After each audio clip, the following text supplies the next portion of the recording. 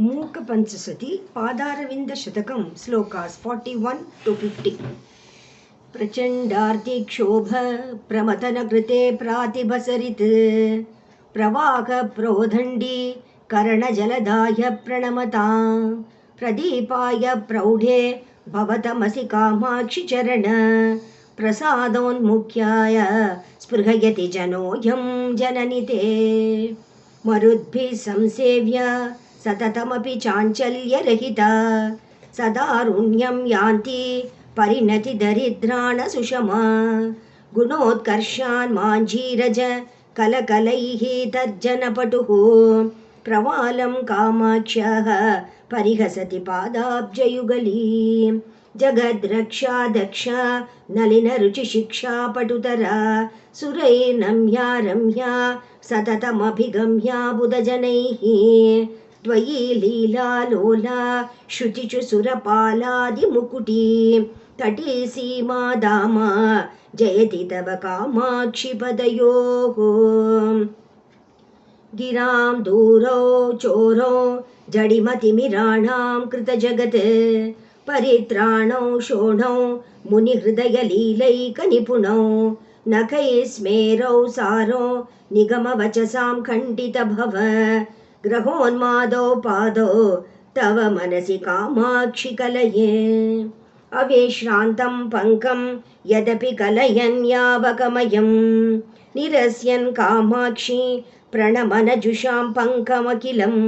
तुलाकोटिद्वन्द्वं दददपि च गच्छन्नतुलतां गिरां मार्गं पादौ गिरिवरसुते लङ्घयति ते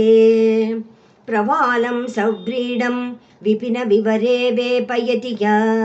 स्फुरल्लीलां बाला तव अधिकबालां वदति या नवां सान्ध्यां वन्द्यां विरचयति या वर्धयतु सा शिवं मे कामाक्ष्यः पदनलिनपाटल्यलहरीं किरञ्जोत्स्नारीतिं नखमुखरुचां हंसमनसां वितन्वानप्रीतिं विकचत् अरुणाम्भोरुहरुचिः प्रकाशश्रीपादः तव जननि कामाक्षि तनुते शरत्कालप्रौढीं शशिशकलचूडप्रियतमे नकाङ्कूरस्मेरद्युते विदते गङ्गाम्बसि सुखं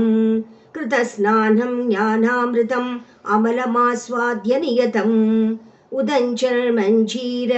स्फुरणमणिदीपे मम मनः मनोज्ञे कामाक्ष्यः चरणमणिहर्म्ये विहरतां भवाम्बोधौ नौकां जडिमविपिने पावकशिखाम् अमत्यैन्द्रादीनाम् अधिकमुकुटम् उत्तंसकलिकां जगत्तापे ज्योत्स्नाम् अकृतकवचः पञ्जरपुटे शुकस्त्रीं कामाक्ष्यः मनसि कलये पादयुगलीं परात्मप्राकाश्य प्रतिफलनचुञ्चु प्रणमतां मनोज्ञस्त्वत्पादो मणिमुकुरमुद्रां कलयते यदीयां कामाक्षि प्रकृतिमसृणाशोदकदशां विधातुं चेष्टन्ते वलरिपुवधूटीकचभराः।